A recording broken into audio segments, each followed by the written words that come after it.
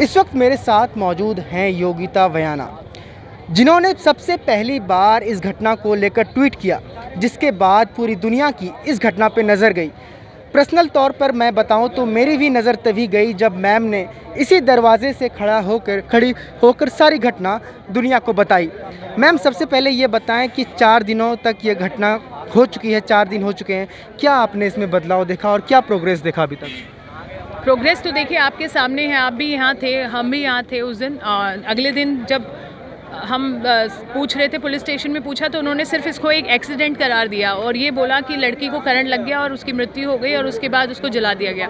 पर जब यहाँ पे हमने फैक्ट सुना तो वो तो बिल्कुल ही हमारे बियॉन्ड इमेजिनेशन था कि उसके साथ किस तरह से बर्बरता हुई, किस तरह से परिवार को इन्फॉर्मेशन नहीं दी गई और किस तरह से दबा दिया गया और उस बच्ची को जला दिया गया। ये तो भला हो यहाँ के लोगों का, क्योंकि यहाँ के लोग मैंने देखा बहुत एक्टिव हैं, बहुत सपोर्ट वाले हैं, तभी देखिए यहाँ पर उनको न्याय मिलने की उम्मीद भी जगी है। नहीं तो कहाँ उम्मीद है?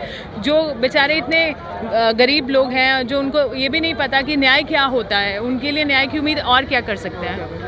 मैंने भी यहाँ के समाज के लोगों से बातचीत किया। सबसे बड़ी बात आती है कि जिस तरीके से पंडित और वहाँ पर जो मौजूद थे उन लोगों ने कहा कि लड़की है, ख़त्म कर दो वरना ये मामला और बढ़ जाएगा, आपको पुलिस प्रशासन एक डराया गया। तो क्या माहौल लगता है मैम, जो हाथरस का मुद्दा है, ये मुद्दा है कहीं ना कहीं जो दलित परिवार हैं, जो सीधे गरीबी से जुड़े हुए हैं, उसे डराया धमकाया जाता है कि आप इन सपेड़ों में ही मत पड़ो। आसान है ना उनको दबाना, आसान है। एक तो उनको पता है पिछड़ा वर्ग है, ऊपर से गरीब है, तो बहुत आसान है। और क्यों अपनी इमेज को ख़राब करेगा कोई पुलिस, चाहे हो या पॉलिटिकल हो, तो इसीलिए दबाना ये आसान होता है, न्याय दिलाना बड़ा मुश्किल होता है।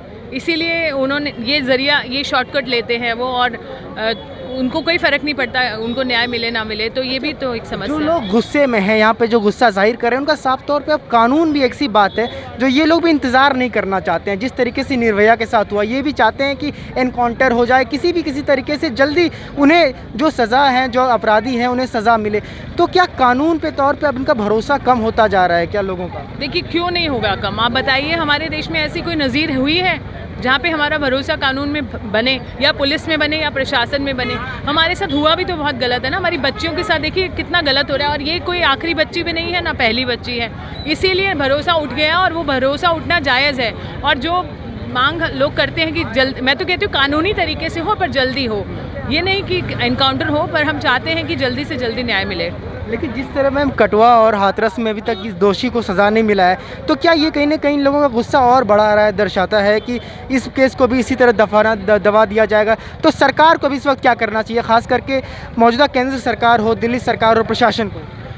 यही तो सब कर सकते हैं। अगर मैं और आप कर सकते तो हम वहाँ पार्लियामेंट में बैठे होते हैं, हम तो सड़कों पे उतर सकते हैं, न्याय मांग सकते हैं। करना तो उन्हीं को है, कानून भी वही बनाते हैं, कानून का इम्प्लीमेंटेशन भी वही करते हैं, वही अपनी नज़रें फेर लेते हैं। सबसे बड़ी दुविधा की बात यही है। तो थैंक यू सो मच, बहुत शुक्रिया। तो ये थी योगिता वयाना, जिनका साफ तौर पे कहना है कि सरकार हो, प्रशासन हो, उन्हीं को ही अब यहाँ पर कानून बनाना है और ऐसे आरोपियों को सज़ा देनी है। लेकिन आप देख सकते हैं कि लगातार पिछले 4 दिनों से आंदोलन की शुरुआत हुई थी, वह अब एक बड़ा प्लेटफॉर्म सज चुका है। और आप मेरे कैमरे के पीछे देख सकते हैं कि हज़ारों लोग इस वक्त भी, तकरीबन 9 साढ़े 9 बज रहे हैं, और इस वक्त भी अब हज़ारों की संख्या में लोग सड़क पर बैठे हुए हैं और एक ही बात कह रहे हैं कि जल्द से जल्द जो दोषी हैं उन्हें सज़ा दी जाए।